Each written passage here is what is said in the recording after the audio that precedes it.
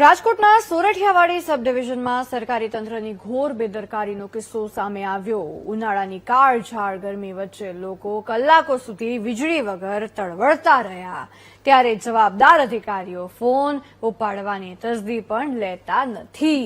વારંવાર ફોન કર્યા પણ જવાબ મળ્યા નહીં। પછી જનતાનો પિત્તો ગયો ને ટોળું કચેરીએ પહોંચી ગયું તો ભલભલાની આંખો ફાટી ગઈ કે આ શું થઈ ગયું। સરકારી બાબુએ ફરિયાદ સાંભળવી ન પડે એટલે શું કર્યું એ તમે જોજો આ અહેવાલમાં। અને પ્રજાના પરસેવાની કમાણીમાંથી પગાર લે છે અને પ્રજાના જ કામમાં આવી આળસ કરે છે સાહેબ, એવું કેમ સવાલ અમે પૂછી રહ્યા છીએ। આવી અંધેર નગરીમાં ન્યાય કોણ આપે, આ સવાલ કેમ થાય? જોઈ લો આ રિપોર્ટ।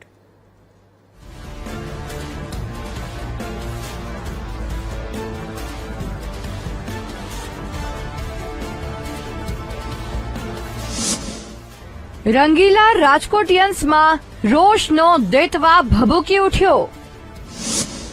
સોરઠિયાવાડી પીજીવીસીએલ વાળાએ તો ઓફિસમાં જમાવટ કરી। આરામ કરવા બાબુએ તો ફોનનું રિસીવર જ હેઠું મેલી દીધું। 4 કલાકથી લાઇટ ન હતી, લોકો લાઇટ વિના હેરાન હતા। રાજકોટના સોરઠિયાવાડી સબ ડિવિઝનમાં પીજીવીસીએલ તંત્રની એવી ઘોર બેદરકારી સામે આવી જે જોઈને કોઈ પણ નાગરિકનું લોહી ઉકળી ઉઠે।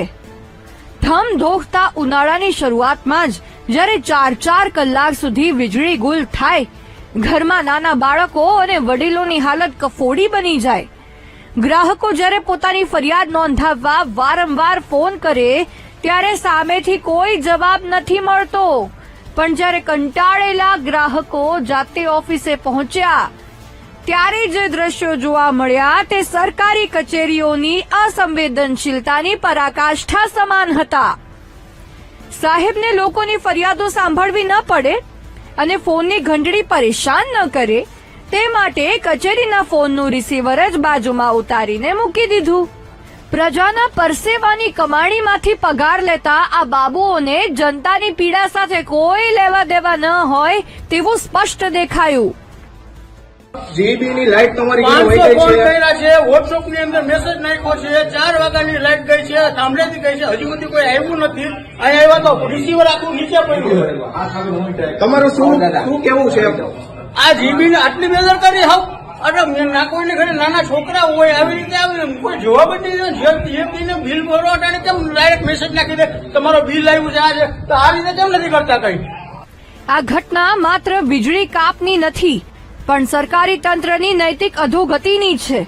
ગ્રાહકોએ જ્યારે આ આખી બેદરકારીનો વિડીયો ઉતાર્યો ત્યારે કર્મચારીઓના ચહેરા પર પછતાવાને બદલે નિર્લજ્જતા જોવા મળી। સોશિયલ મીડિયામાં આ વિડીયો વાયુ વેગે વાયરલ થતા જ લોકોમાં રોષ ફાટી નીકળ્યો।